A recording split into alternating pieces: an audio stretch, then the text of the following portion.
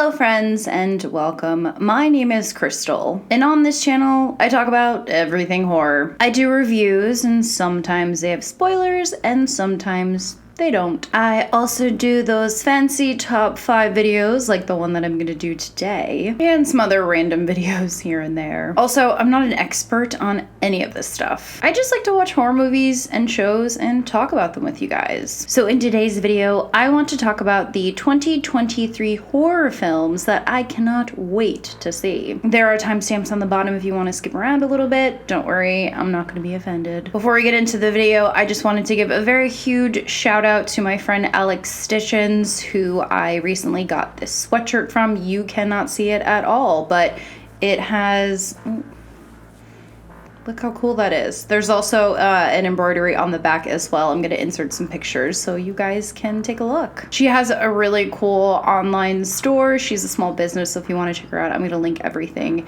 in the description box below for you. All right, so getting right into it is the first film, Knock at the Cabin Door, which is set to release in theaters in February. This film is a fusion of horror, thriller, and sci-fi, so of course that just screams M. Night Shyamalan.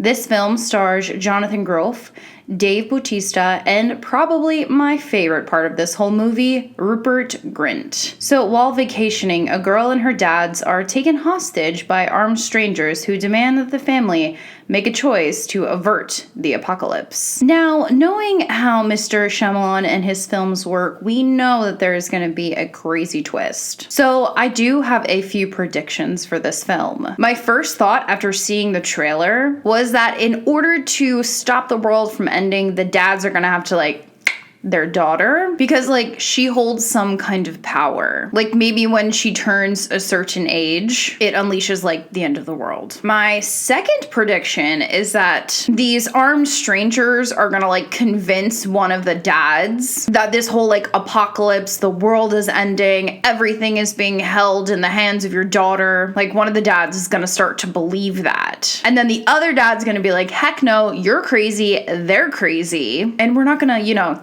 our kids. So my third prediction is that somehow the dads are going to be able to overtake these intruders, and they think everything is fine. The final scene is going to be really quiet, and then all of a sudden the film ends because the world has exploded in a fireball. Or it's none of these things. We're just gonna have to wait and see. Next, of course, I had to do it, is Scream 6. We got our crew back, minus a few. Rest in peace, Dewey, and still holding out hope for Miss Neve Campbell. So what we know pretty much so far is that it's gonna be located in New York City. So a couple weeks ago, there was a supposed leak of the trailer, but it was debunked by Ghostface himself. There was also this theory that we were maybe gonna get a trailer around Halloween, but considering Halloween has now passed, we know that's not true. Now, we have been getting some very vague hints from the cast, like Jenna Ortega saying it's gonna be very gory, very bloody, and then Melissa Barrera basically said that there's not a time jump. Now, I did do a whole video on what my predictions for Scream 6 are gonna be, so you can go take a look at that if you would like. The other thing that we know about the film is that our remaining survivors are going to be leaving Woodsboro, and they're going to go east to make a fresh start. Ortega also hinted in a city like New York, everyone is kind of doing their own thing, so when somebody yells for help,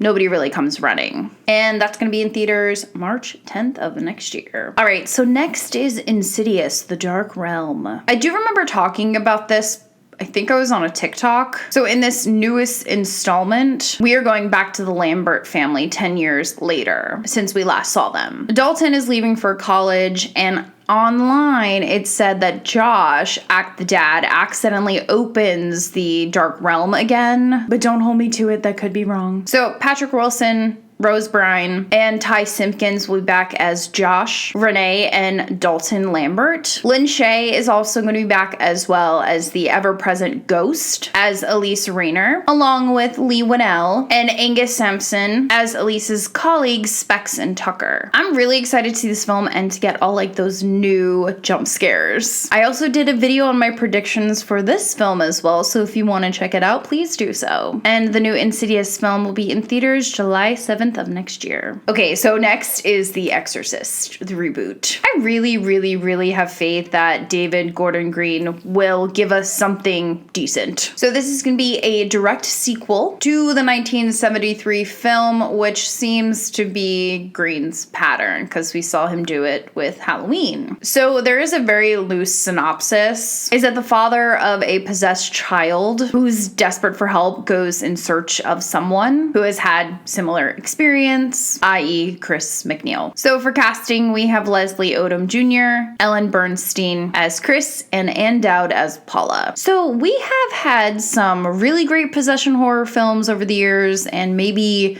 not so great ones. So I really think it's going to take a lot to kind of add something new into this subgenre. I mean, when I think of horror possession films, I think, of course, The Exorcist, and then I also think of like The Exorcism of Emily Rose, which were two amazing films. So I'm curious as to what David Gordon Green thinks that he's going to be able to kind of, I don't want to say top those films, but kind of be on the same par as them. My prediction is that this film is going to suck.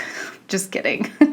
I think David Gordon Green has maybe a little bit more to work with when it comes to the film as opposed to Halloween. Like, we're going to have a whole new storyline that's intertwined into the Exorcist story, so I have faith. And that's going to hit theaters October 12th of next year. So in addition to those films, we also have that really silly looking movie called Megan. A robotics engineer at a toy company builds a lifelike doll that begins to take on a life of its own. I think I'm gonna wait for that one to come to streaming. And then of course there is Saw 10, where the plot is under wraps, but we do know that Tobin Bell is going to be back to redeem his role as John Kramer. And then there is the Five Nights at Freddy's film that we're gonna get from Blumhouse. And we don't really have too much on that yet, but I am excited to watch it. I'm curious because I really love watching like horror gameplay on YouTube. So I'm excited to see what happens with this one. So let me know down in the comments which of the films that I listed that you're most excited to see. And let me know if there's a film that I didn't cover in the comments that you're excited about. All right, friends, that's gonna be it for me and this video. If you like these kinds of videos, I have an entire playlist dedicated to horror movie reviews in the description box below. Thanks so much for watching, especially if you made it this far. You can follow me on my social medias if you want. And make sure to drink some water and go watch a horror movie today. See you guys soon.